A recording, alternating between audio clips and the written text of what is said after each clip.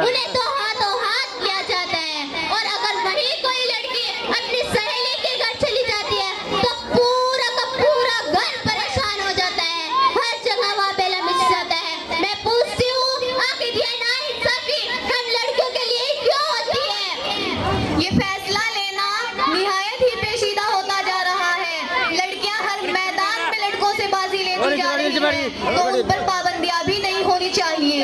बैठ जाओ।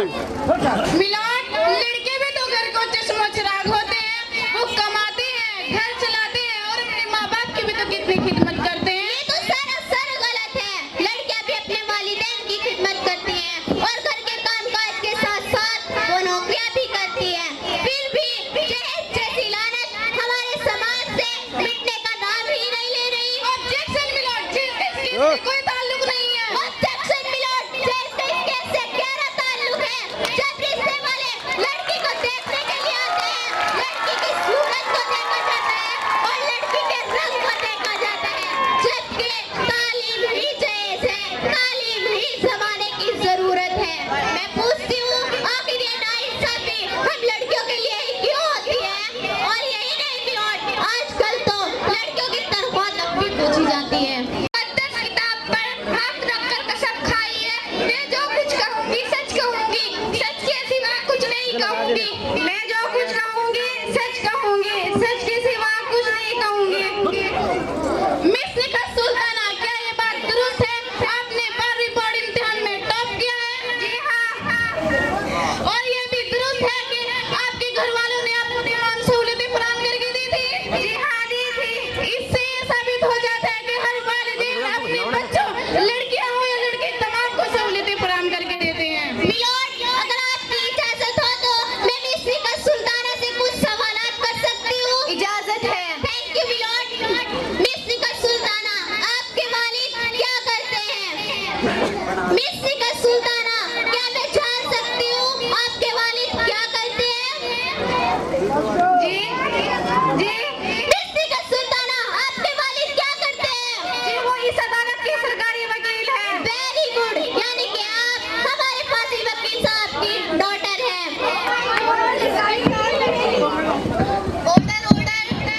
मिस निकट सुल्ताना, जिस साल आपने 12वीं बोर्ड एग्जाम दिया था, उस साल आपका कोई और भाई बोर्ड एग्जाम दे रहा था? जी हाँ, मेरा भाई भी उस साल 12वीं बोर्ड का एग्जाम दे रहा था।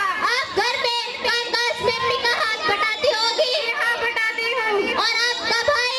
जी, वो तो अपनी स्टडी करता है। ऑब्जेक्शन मिलाट, बात यहाँ पर लड़कियों की तालीम मैदान में आगे पीछे रहने की है, लड़कियों के घरेलू कामकाज में हाथ बटाने की नहीं है। ऑब्जेक्शन स्टैंड, आप अपनी बात जारी रखिए। Thank you मिलाट।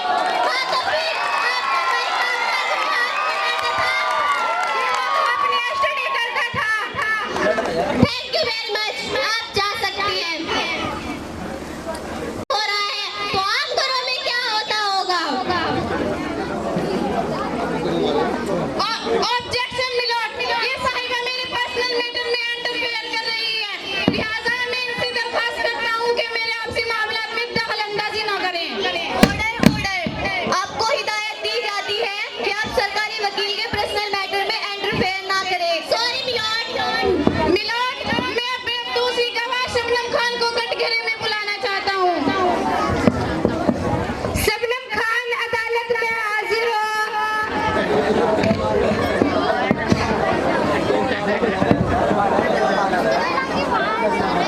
इस किताब पर हाथ रखकर बोलिए, मैं जो कहूँगी सच कहूँगी, सच के सिवा कुछ नहीं कहूँगी। मैं कसम खाती हूँ कि जो कुछ कहूँगी सच कहूँगी, सच के सिवा कुछ ना कहूँगी। शबनम खान, क्या ये बात दुरुस्त है? आपने CBSE बोर्ड से पूरे जिले में टॉप किया है? जी हाँ। और ये भी सच है कि आपके वालिदैन ने आपको तमाम सहूलियत फराहम करके दी थी? जी हाँ, दी थी। मिलाट, इससे तो साफ जाहिर हो रहा है कि हर वालिदैन अपने बेटियों की पूरी मदद करते हैं और उनका पूरा ताउन करते हैं। मिलाट, अगर आपकी इजाजत हो तो मैं शबनम खान से कुछ सवालात कर सकती हूँ? थैंक यू मिलाट। मिस शबनम खान, क्या मैं सही हूँ कि आपने इस साल CBSE बोर्ड से टॉप किया है? जी हाँ। और आपके वालिदैन ने आपको तमाम सहूलतें फराहम करके दी थी? या तो फराहम की थी। अच्छा, तो आप 12th के बाद क्या करना चाहती थी? मैं डॉक्टर बनना चाहती थी, मगर क्या?